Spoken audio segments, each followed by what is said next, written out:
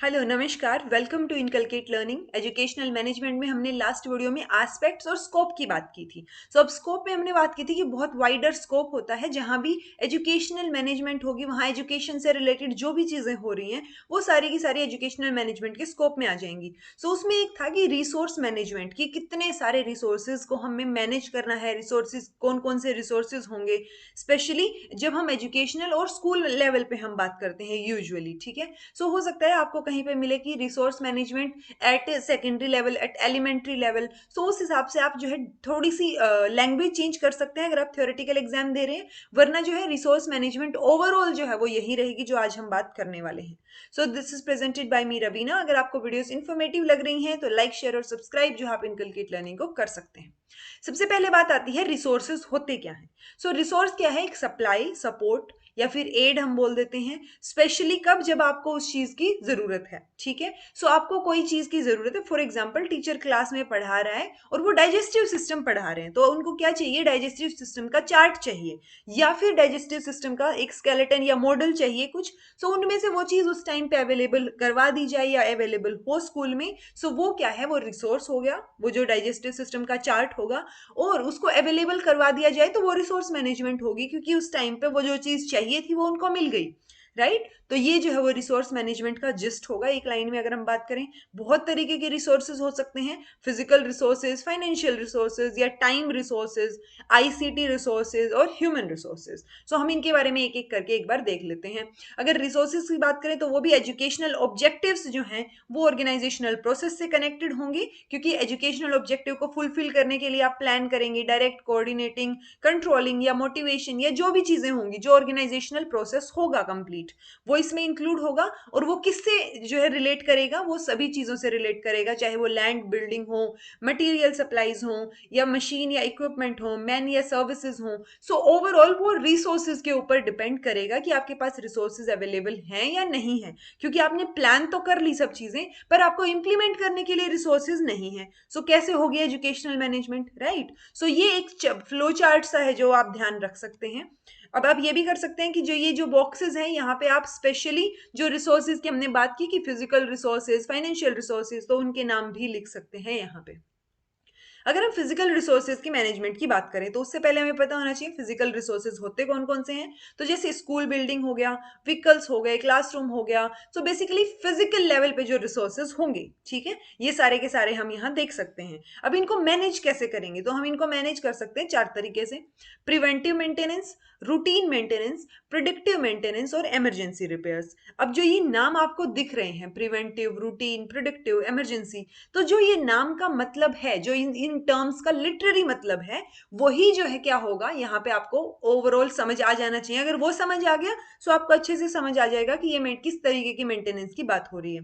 पहला है preventive maintenance. जैसे होता है ना, prevention is better than cure, कि आप जो है कुछ बीमार हो गए आप, तो उस बीमार होने से पहले ही आप उस चीज का ध्यान रखें कि आप बीमार ना पड़े। ठीक है, वही चीज की यहाँ पे बात हो रही है कि प्रिवेंटिव मेंटेनेंस में क्या होगा कि आप रेगुलरली जो रूटीन मेंटेनेंस है इक्विपमेंट्स की या एसेट्स की, एसेट्स में क्या क्या आ जाएंगे, चाहे वो बसेस हों, जो हमने फिजिकल लेवल पे बात की सब चीजों की, वो सब चीजें आ जाएंगी इसमें। चाहे अब हमने कौन कौन सी की बात की थी, इन सब की बात की थी, प्लेग्राउंड, लेबोरेटरी, लाइब्रेरी। आप क्या करेंगे कि इन सब चीजों का पहले से ही ध्यान रखेंगे। ठीक है, आप रूटीन मेंटेनेंस इनका चालू रखेंगे, रेगुलरली आप देखते रहेंगे कि कुछ गड़बड़ तो नहीं हो रही।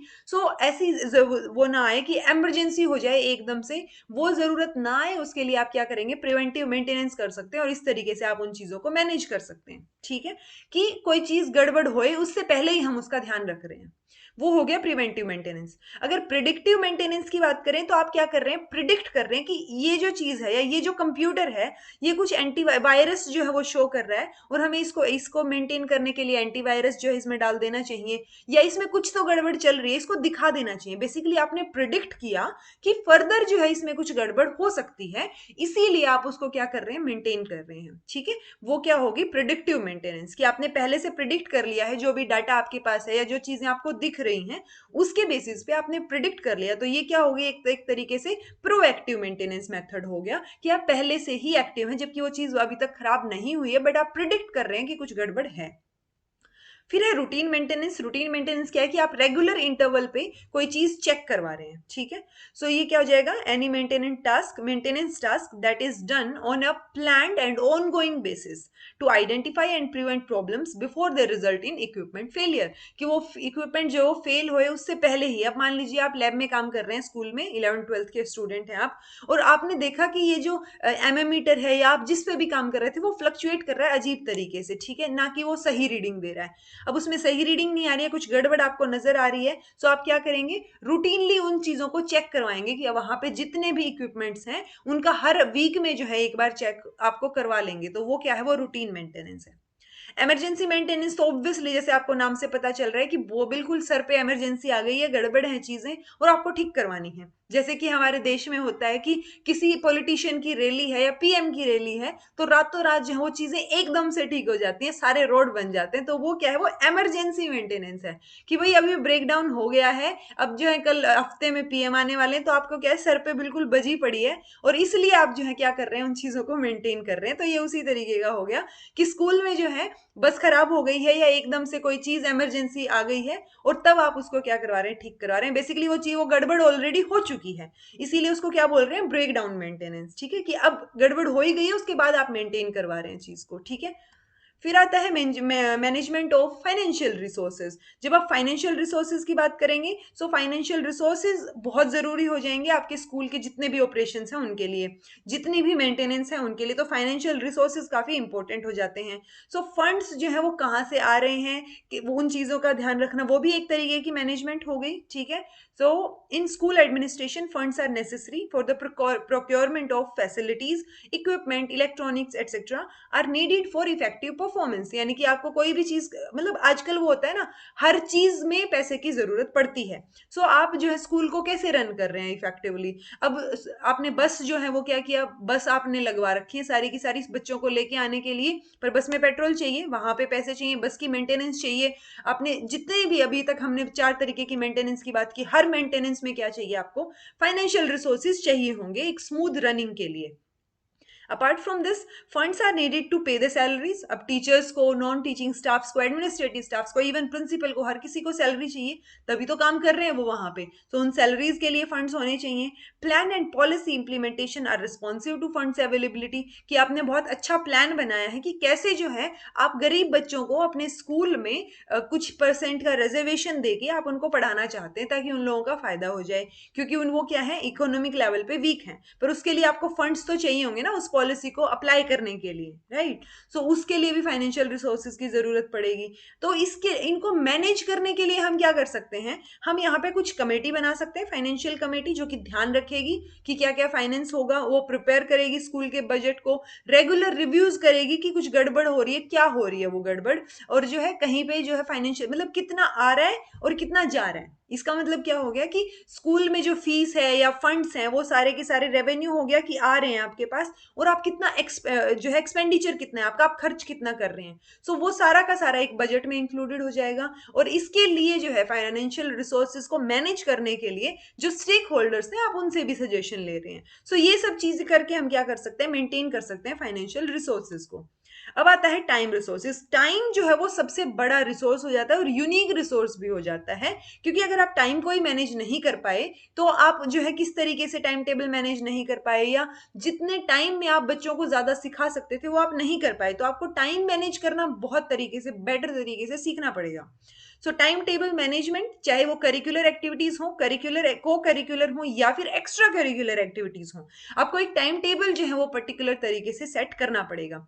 Setting up priorities and goals. Obviously अब आप करिकुलम को ज्यादा प्रायोरिटी दे रहे हैं, स्कूल के जो कोर गोल्स हैं या स्कूल का जो ऑब्जेक्टिव है उसके बेसिस पे, या को करिकुलर को दे रहे हैं, या सबको बैलेंस तरीके से लेके चलना चाहते हैं।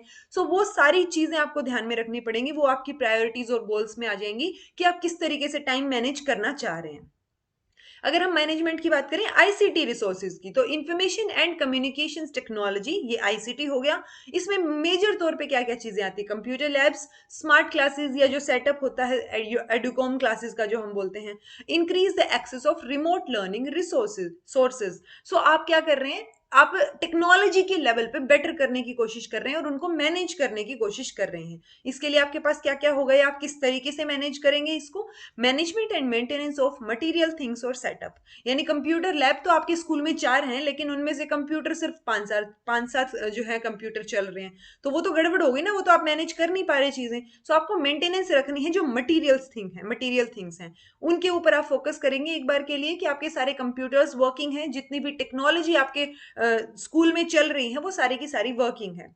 Training arrangements for teachers also. अब टीचर जो है वो क्या है, उन्होंने बहुत पहले जो है एमएससी या बीए जो भी किया था, उन्होंने उनकी क्वालिफिकेशन फिलहाल के हिसाब से वो टेक्नोलॉजी में ज्यादा प्रो नहीं है। सो उसके लिए आपको उनको एडवांस लेवल की ट्रेनिंग देनी पड़ेगी।